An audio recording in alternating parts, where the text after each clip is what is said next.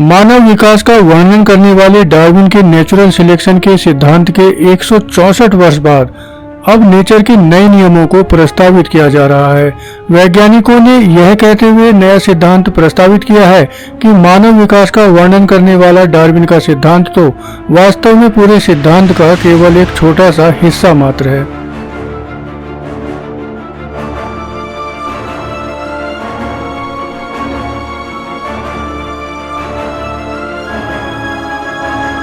वर्ष 1859 में Charles Darwin ने on the origin of species नामक पुस्तक लिखी, जिसमें उन्होंने मानव विकास का सिद्धांत दिया और कहा कि समय के साथ साथ सभी जीव नए गुण डेवलप करते रहते हैं जो उनके सर्वाइवल और रिप्रोडक्शन में हेल्प करते रहते हैं। मानव विकास के इस सिद्धांत ने उस समय विज्ञान जगत में एक क्रांतिकारी बहस छेड़ दी थी।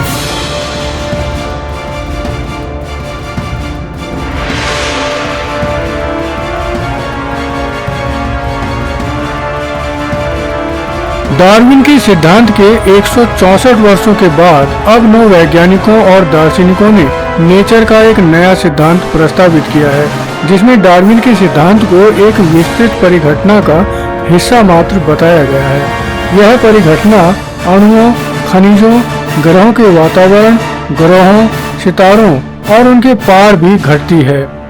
9 वैज्ञानिकों और दार्शनिकों द्वारा प्रस्तावित इस नए सिद्धांत के अनुसार प्राकृतिक व्यवस्था कहीं अधिक विस्तृत प्रचलन, विविधता और जटिलता के साथ डेवलप होती है।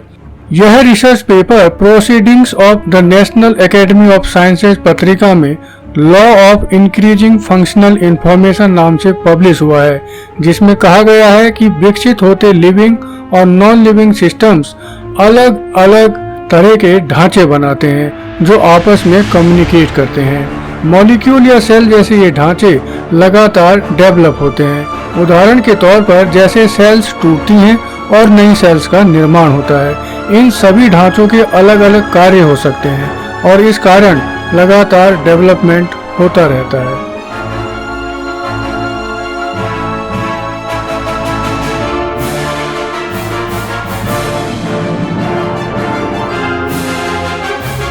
Robert Hazen Carnegie institution of science में एक मिनरलॉजिस्ट और एस्ट्रोबायोलॉजिस्ट हैं।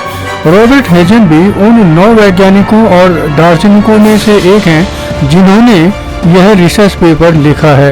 रॉबर्ट हेजन का मानना है कि हम विकास को एक वैश्विक प्रक्रिया के रूप में देखते हैं जो लिविंग और नॉन लिविंग दोनों ही तरह के तमाम समूहों पर लागू होता है। इससे समय के साथ साथ पैटर्न और डाइवर्सिटी बढ़ती जाती है।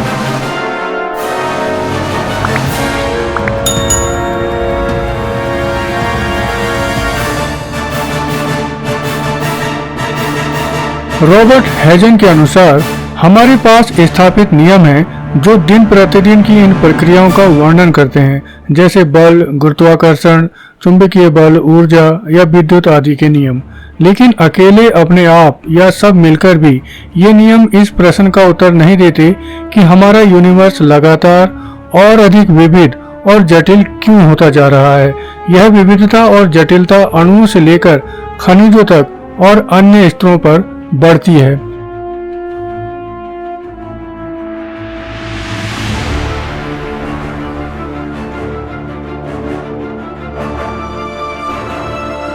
जैसे स्टार्स में सिर्फ 2 तत्व हाइड्रोजन और हीलियम ही 13.8 अरब साल पहले बिग बैंग के मुख्य तत्व थे। स्टार्स की पहली पीढ़ी ने अपने नाभिक में होने वाली थर्मोन्यूक्लियर फ्यूजन प्रक्रिया के माध्यम से 20 से अधिक भारी तत्वों को उत्पन्न किया, जैसे कि कार्बन, नाइट्रोजन, ऑक्सीजन आदि। अपनी लाइफ साइकिल के बाद जब इन स्टार्स में विस्फोट हुआ तो ये तत्व पूरे यूनिवर्स में फैल गए। उसके बाद स्टार्स की जो पीढ़ी बनी उन्होंने लगभग 100 और नए तत्व निर्मित किए।